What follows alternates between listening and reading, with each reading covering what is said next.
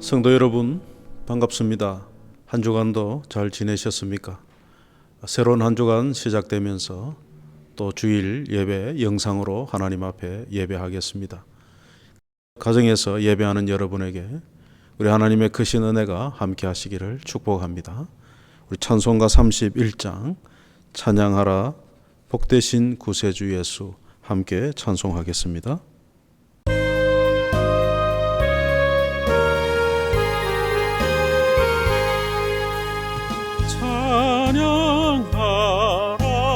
복되신 구세주 예수 백성들아 사랑을 전하세 경배하라 하늘의 천군과 천사 주님 앞에 영광을 돌리세 목자같이 우리를 지키시고 정일 품에 늘 안아주시니 찬양하라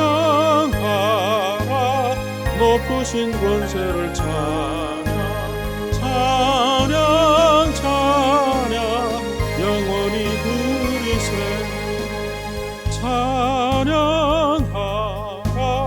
복되신 구세주 예수 우리 대신 죽임을 당했네 구주 예수 영원한 구원의 소망 경배하며 겸손히 전하세 찬양하라 우리 죄 지신 예수 그의 사랑 한없이 크셔라 찬양하라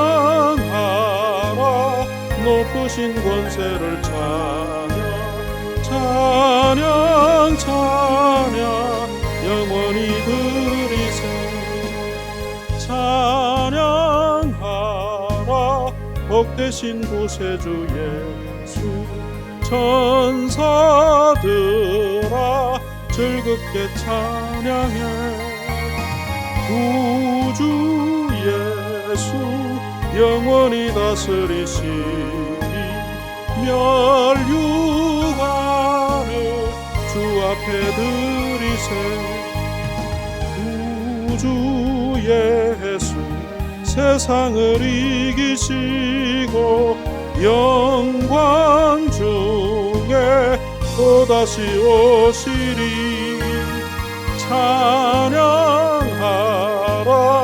높으신 권세를 찬양 찬양 찬양 영원히 드리세.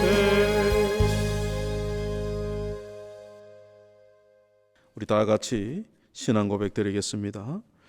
전능하사 천지를 만드신 하나님 아버지를 내가 믿사오며 그 외아들 우리 주 예수 그리스도를 믿사오니 이는 성령으로 잉태하사 동정녀 마리아에게 나시고 본디오 빌라도에게 고난을 받으사 십자가에 못 박혀 죽으시고 장사한 지 사흘 만에 죽은 자 가운데서 다시 살아나시며 하늘에 오르사 전능하신 하나님 우편에 앉아 계시다가 저리로서 산 자와 죽은 자를 심판하러 오시리라.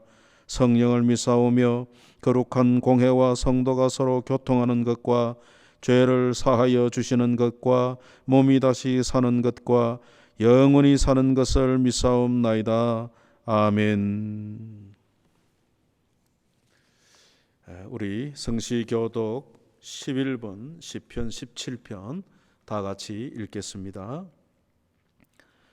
여호와여 의의 호소를 들으소서 나의 울부짖음에 주의하소서 거짓되지 아니한 입술에서 나오는 나의 기도에 귀를 기울이소서 주께서 나를 판단하시며 주의 눈으로 공평함을 살피소서 주께서 내 마음을 시험하시고 밤에 내게 오시어서 나를 감찰하셨으나 흠을 찾지 못하셨사오니 내가 결심하고 입으로 범죄하지 아니하리이다.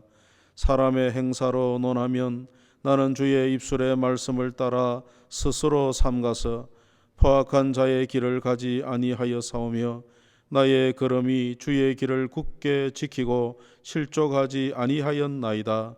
하나님이여 내게 응답하시겠으므로 내가 불러사오니 내게 귀를 기울여 내 말을 들으소서. 주께 피하는 자들을 그 일어나 치는 자들에게서 오른손으로 구원하시는 주여 주의 기이한 사랑을 나타내소서. 아멘. 기도드리겠습니다. 사랑의 하나님 아버지, 여러 가지 환난이 많은 세상 가운데서 하나님을 경외하며 하나님의 은혜로 살게 해주심을 감사합니다. 지난 한 주간도 성도들의 각 가정을 지켜주셔서 감사합니다. 새로운 한 주가 시작되는 주일을 맞이하여 영상으로 각 가정에서 예배하는 우리의 마음이 하나님을 향하여 집중하여 예배하도록 이 시간 우리의 마음을 주장하여 주옵소서.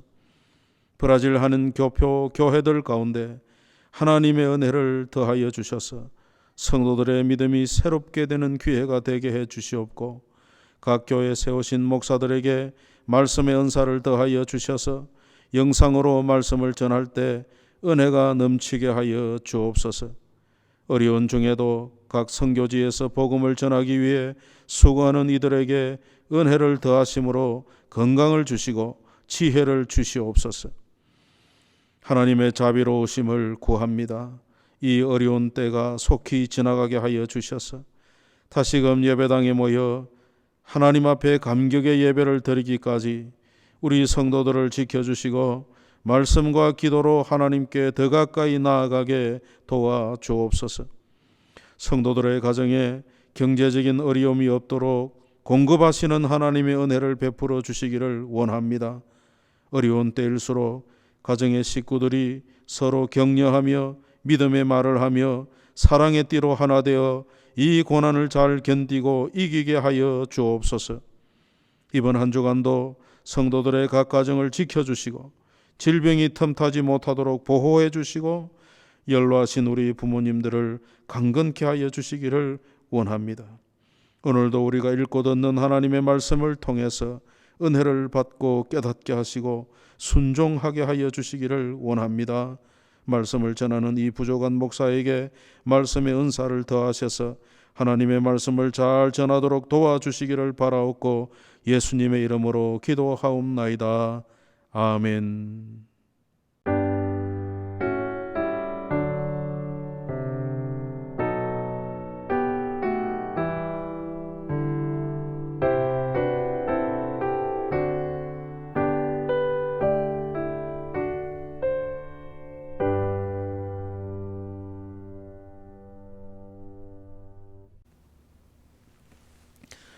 오늘 우리가 함께 살펴볼 말씀은 출애굽기 25장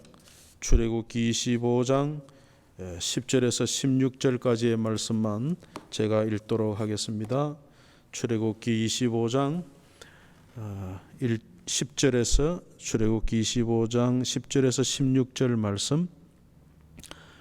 그들은 조각목으로 궤를 짜되 길이는 2규빗 반, 너비는 1규빗 반, 높이는 1규빗 반이 되게 하고 너는 순금으로 그것을 사되 그 안팎을 싸고 위쪽 가장자리로 돌아가며 금태를 두르고 금고리 4설 부어 만들어 그 4발에 달되 이쪽에 2고리 저쪽에 2고리를 달며 조각목으로 채를 만들어 금으로 싸고 그 채를 궤 양쪽 고리에 꿰어서 궤를 매게 하며 채를 궤의 고리에 꿰n 대로 두고 빼내지 말지며 내가 내게 줄 증거판을 그 궤 속에 둘지며.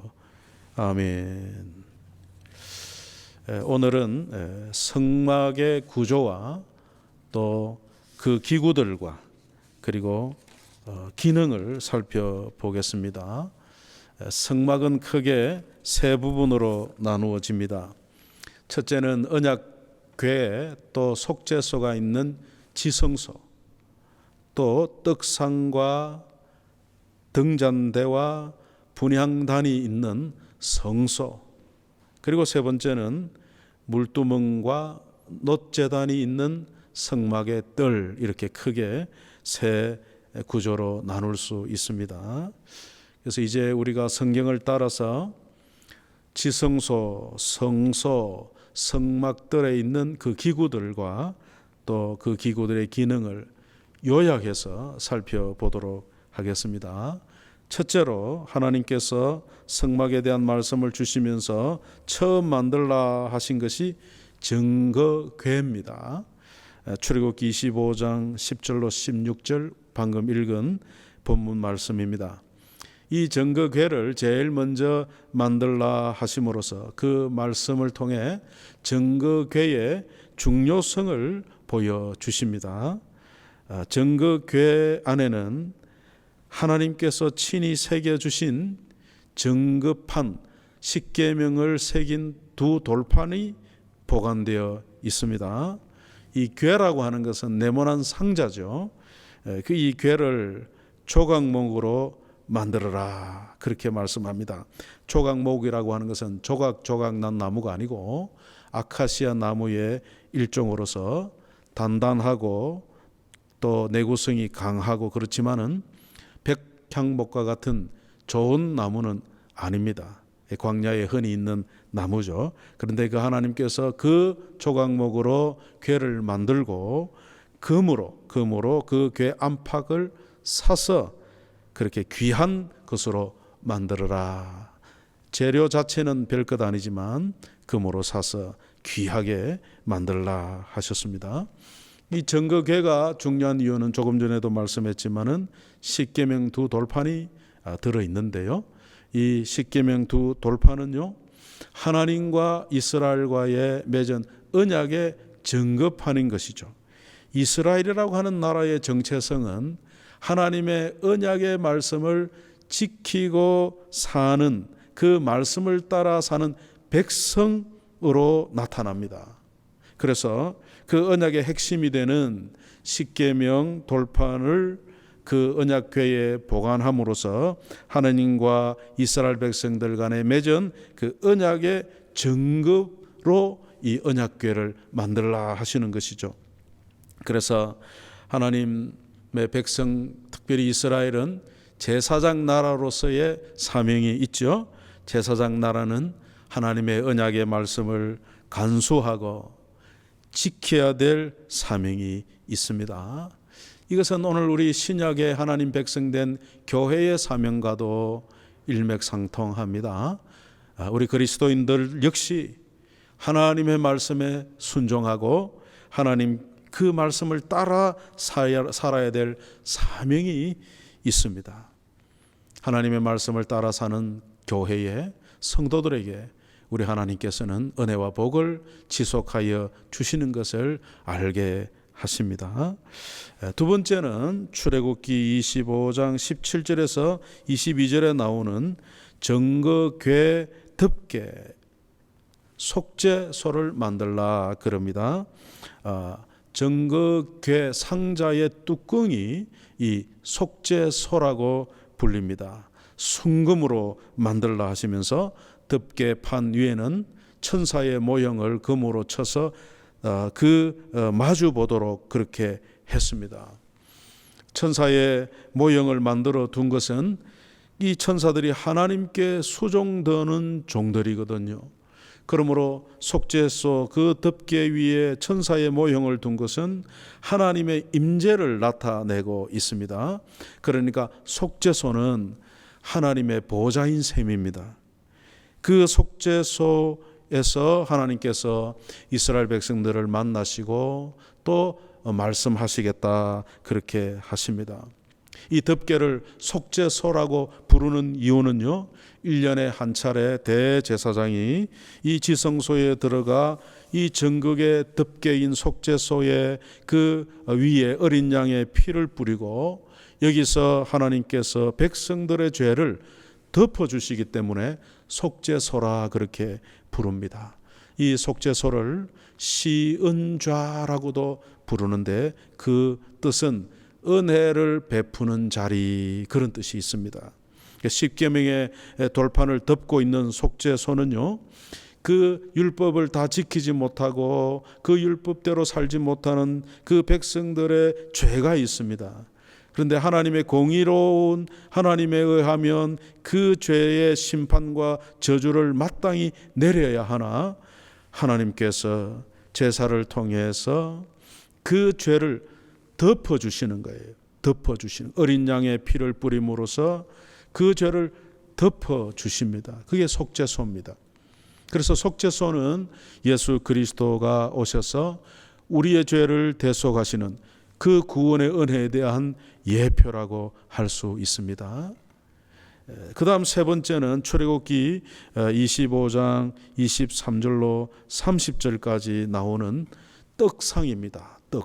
그 떡상과 부속 기구들에 대한 말씀인데, 이 떡상도 역시 조각목으로 만들어 금으로 감싸서 만들라 하십니다.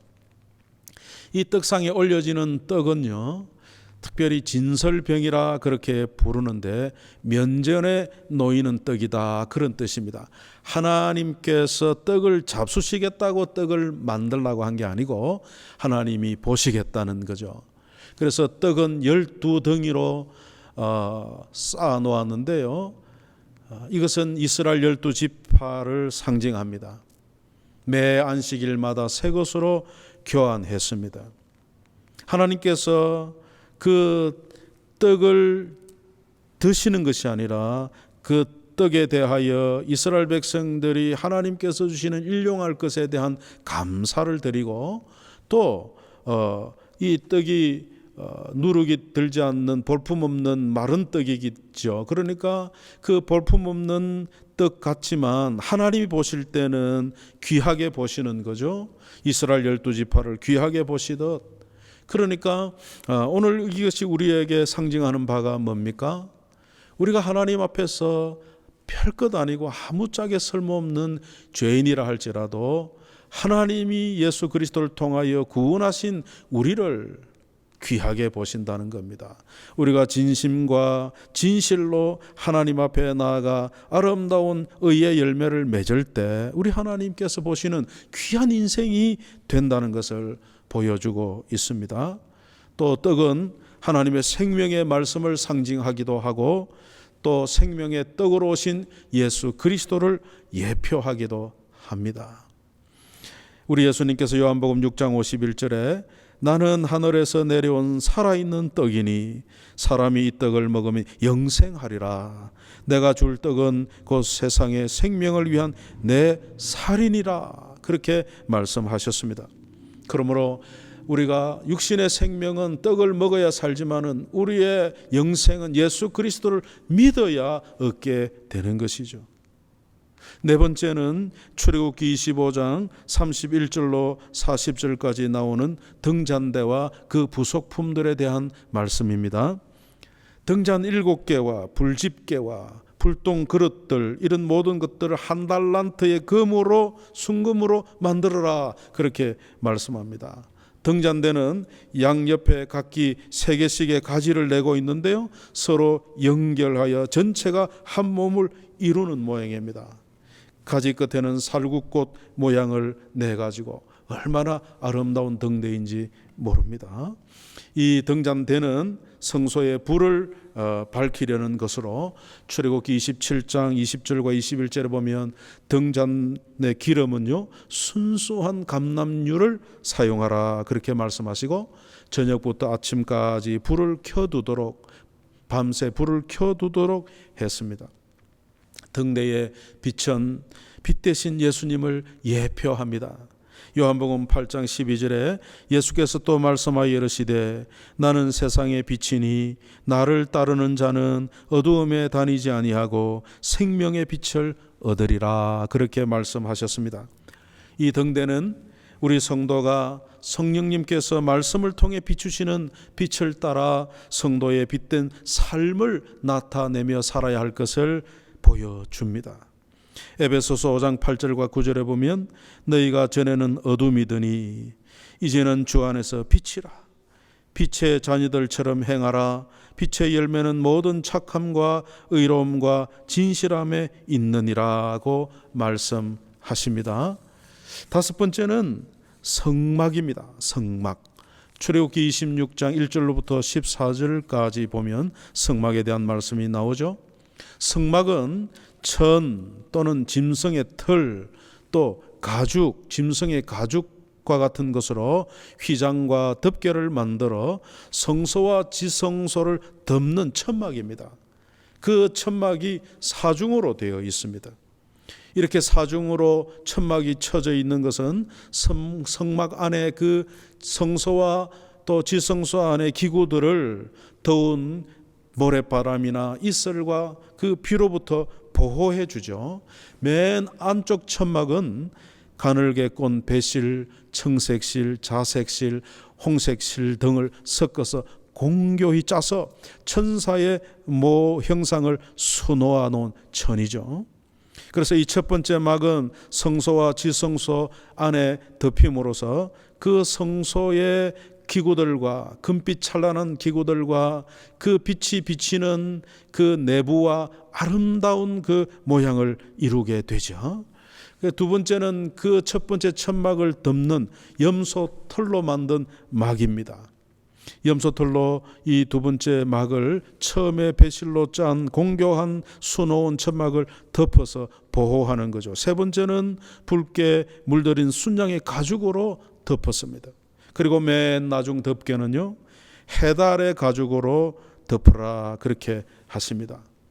여기서 우리가 한 가지 생각해 볼 것은 성막의 외부의 모습과 내부의 모습의 차이가 있죠. 성막의 외양은 어떻습니까? 맨 바깥쪽에 덮여 있는 천막은 검은 별 화려할 것이 없는 해달의 가죽으로 덮었지만은 내부에 들어가면 어떻습니까?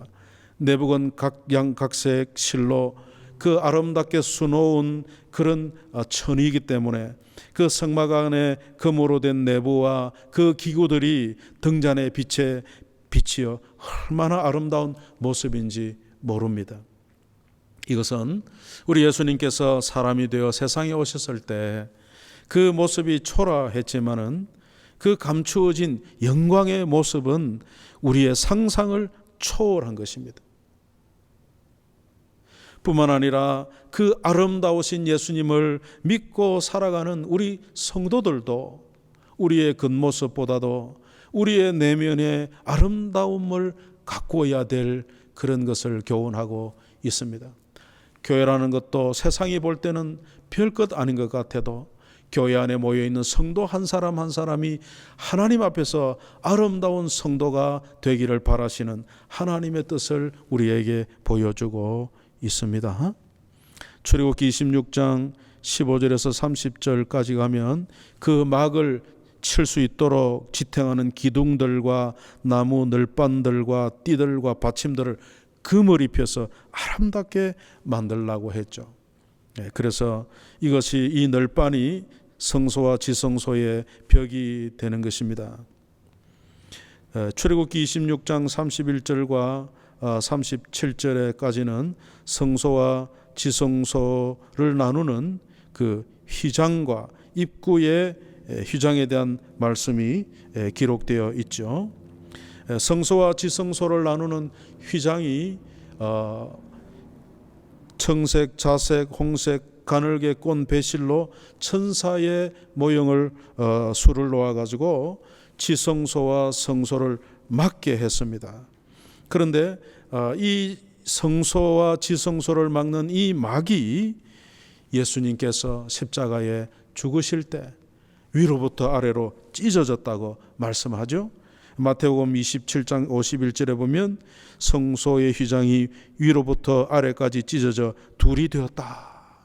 그래서 예수님께서 십자가에 죽으심으로 이 성소와 지성소를 막는 이 휘장이 찢어짐으로써 하나님께 아무나 나아갈 수 없는 우리 죄인들이 이제는 예수 그리스도를 힘입어 하나님의 은혜의 그 보좌 앞으로 나아갈 길이 열렸음을 성경은 말씀하고 있습니다. 그것이 히브리서 10장 19절에서 20절에 나옵니다. 그러므로 형제들아 우리가 예수의 피를 힘입어 성소에 들어갈 담력을 얻었나니 그 길은 우리를 위하여 휘장 가운데로 열어놓으신 새롭고 산 길이요 휘장은 곧 저의 육체니라고 했습니다. 여섯 번째는 제단입니다. 제단은요, 출애굽기 27장 1절부터 8절까지 나오는 말씀입니다. 여러분 이 성경의 기록을 따라 지금 요약해서 말씀을 드리니까 성경을 잘 따라오시면 좋겠습니다. 이 제단은 조각목으로 만들어서 놋으로 감싸서 만들라 그럽니다. 그래서 이것을 놋제단이라고도 부릅니다.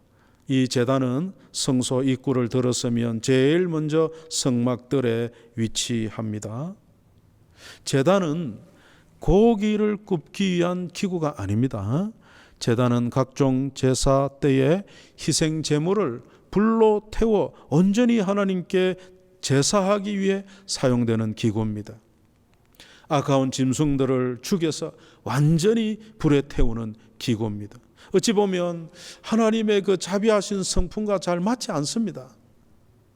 그러나 죄인이 거룩하신 하나님께 나아오기 위해서는 그 죄에 대한 희생을 치루어야 한다는 것을 밝히고 있습니다. 이것이 성막의 필요성이죠.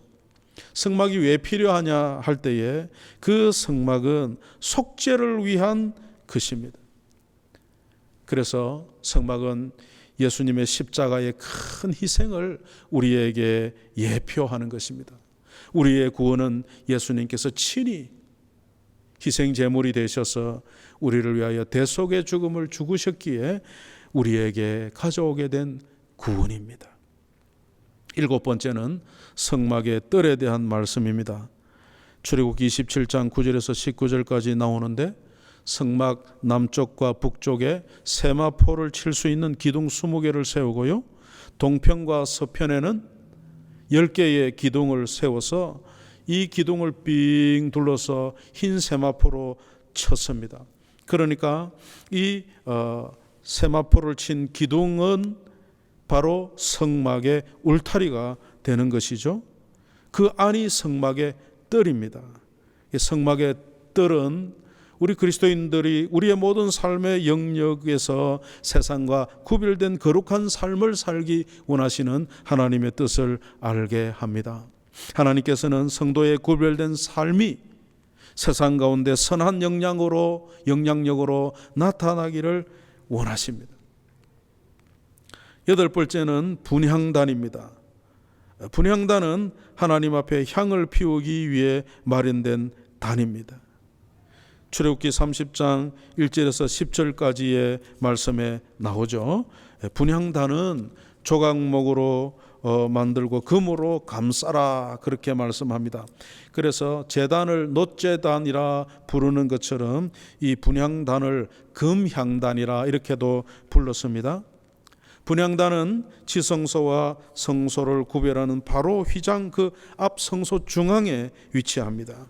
제사장은 아침 저녁으로 매일 하나님께 이 향을 피워 정한 향을 피워 분향했습니다. 시편 141편 2절에 보면 다윗은 나의 기도가 주의 앞에 분향함과 같이 되며 나의 손드는 것이 저녁 제사같이 되게 하소서라고 했습니다. 요한계시록 8장 3절과 4절에 보면 한 천사가 금향로를 가지고 많은 향을 받았는데 이는 성도들의 기도다 그렇게 말씀합니다. 이것은 우리 성도들의 기도가 쉬지 않고 하나님 앞에 올려져야 할 것을 말씀하고 있습니다. 우리는 기도를 단순히 나의 필요를 구하는 간구로만 생각하기 쉬운데 여러분, 기도는 하나님의 구원에 대한 감사와 기쁨과 찬양도 기도입니다. 그러므로 우리가 하나님을 섬기면서 날마다 하나님 앞에 기도할 때 하나님 앞에 영광을 돌리고 찬송을 돌리고 이와 같은 기도의 향이 쉬지 않고 하나님께 올려가기를 축복합니다. 끝으로 아홉 번째는 출애굽기 30장 17절에서 21절에 나오는 물두멍입니다. 물두멍이란 좀 생소한 이 말이지만은 성소 입구 문과 제단 사이에 놓여 있는 제사장들이 성소에 들어가기 전에 더러워진 손과 발을 깨끗이 씻도록 마련된 물을 담은 큰 대야다 생각하면 되겠습니다. 대제사장이라 할지라도 물두멍에서 손과 발을 씻지 않고는 성소에 들어가지 마라. 들어가면 죽임을 당할 것이라 그렇게 말씀합니다. 물로 씻는다는 것의 의미는 디도서 3장 5절에 보면 우리를 구원하시되 우리가 행한 바 의로운 행위로 말미암지 아니하고 오직 그의 긍휼하심을 따라 중생의 씻음과 성령의 새롭게 하심으로 하셨나니. 에베소서 5장 26절에는 이는 물로 씻어 말씀으로 깨끗하게 하사 거룩하게 하시고, 이와 같은 말씀대로 물로 씻는 것은 중생으로 성결케 되는 것을 예표합니다. 근데 우리가 중생했지만 살다 보면 이런저런 죄로 인하여 우리가 더러워질 때가 있습니다. 그때 우리는 그 더러워진 것을 하나님 앞에 씻는 회개를 해야 되는 거죠. 요한일서 1장 9절에 보면 만일 우리가 우리 죄를 자백하면 그는 미쁘시고 의로우사 우리 죄를 사하시며 우리를 모든 불의에서 깨끗하게 하실 것이요 라고 약속하십니다. 히브리서 10장 22절에 우리가 마음의 뿌림을 받아 악한 양심으로부터 벗어나고 몸은 맑은 물로 씻음을 받았으니 참마음과 온전한 믿음으로 하나님께 나아가자, 그렇게 권면합니다. 이 말씀대로 여러분, 우리가 우리의 몸과 마음을 언제나 성결하게 지키고 하나님이 원하시는 거룩을 위하여 애쓰고, 우리가 혹 잘못됐다면 하나님 앞에 회개하여 죄를 또 씻고 이와 같은 경건한 삶을 계속해서 살아가야 합니다. 이렇게 성막의 기구들을 한 9가지로 요약해서 말씀을 살펴보았습니다. 자, 성막을 통해서 하나님께서는 이스라엘 백성들과 함께 거하시겠다고 하셨습니다. 하나님과 이스라엘 백성들은 이 언약적 관계를 성막을 통해서 계속하여 유지해 가게 하셨습니다. 오늘 우리는 이 성막의 실체이신 예수 그리스도를 믿음으로 하나님과 화목해 되고, 또 우리의 중보자이신 예수 그리스도를 힘입어 기도하고 말씀을 통해 하나님과의 영적 교제를 지속하고 있습니다. 사랑하는 여러분, 저와 여러분이 하나님의 말씀을 읽고 듣고 배워야 될 이 이유가 여기에 있습니다. 우리가 하나님과 영적 교제를 말씀을 읽고 듣고 배움으로 하나님의 뜻을 깨닫게 되고, 깨달은 말씀을 붙들고 하나님 앞에 이 말씀대로 살기를 기도하는 이것이 필요하죠. 그래서 우리가 이 하나님의 뜻을 따라 나의 삶을 인도받고 나아갈 때 하나님을 믿는 것이 막연한 것이 아니고 우리 삶 속에 실제로 역사하시는, 동행하시는 하나님을 경험하게 될 것입니다. 우리가 그 살아계신 하나님을 섬기고 경외함으로 하나님께서 우리에게 은혜와 복을 더하시고 이 은혜와 복을 지속적으로 누리게 하십니다. 요즘 같은 어려운 때일수록 우리가 이 하나님과의 영적 교제를 소홀히 여기지 아니하고 오히려 더 가까이 하나님 말씀을 읽고 기도함으로써 하나님이 우리에게 베푸시는 은혜와 복을 각 가정들이 누릴 수 있기를 주님의 이름으로 축복합니다. 기도하겠습니다. 하나님 아버지, 성막의 기구들과 기능들을 살펴보면서 우리에게 주시는 교훈들을 받았습니다. 우리 주 예수님을 통해서 우리로 하나님 앞에 나아가 하나님의 뜻을 따라 사는 존재로 만들어 주신 것을 감사합니다. 이와 같은 아름다운 이름과 사명이 있지만은 때로는 우리가 욕심으로 또는 교만으로 하나님 앞에 범죄할 때가 있음을 고백합니다. 그럴 때마다 우리가 하나님 앞에 적시로 나아가 회개하여 용서받고 하나님과의 관계를 회복하고 하나님 잘 섬기는 우리 모든 성도들이 되게 하시고, 이런 때일수록 하나님을 더 가까이 하는 우리 성도들이 됨으로 말미암아 하나님께서 각 가정에 주시는 은혜와 복을 누리게 하옵소서. 예수님의 이름으로 기도하옵나이다. 아멘. 다음 주는 어버이 주일로 지키도록 하겠습니다. 한 자리에 모여서 우리의 부모님들 격려하고 또 그렇게 해야 되겠습니다만은 그렇게 하지 못하는 마음이 참 아픕니다만은 가정에서라도 우리가 부모에 대한 말씀을 또 나누면서 다음 주일은 어버이 주일로 지키도록 하겠습니다. 우리 찬송가 1장을 함께 부르고 축도함으로 예배를 마치겠습니다.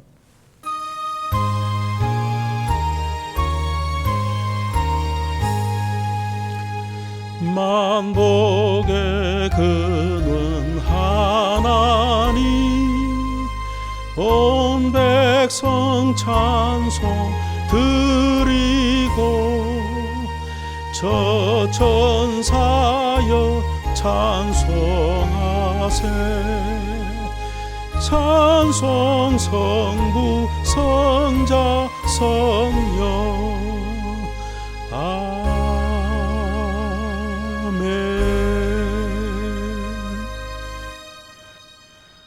우리 주 예수 그리스도의 은혜와 하나님 아버지의 무한하신 사랑하심과 성령님의 교통하심이 사랑하는 성도들의 가정 위에 이제로부터 영원토록 함께 있을지어다. 아멘.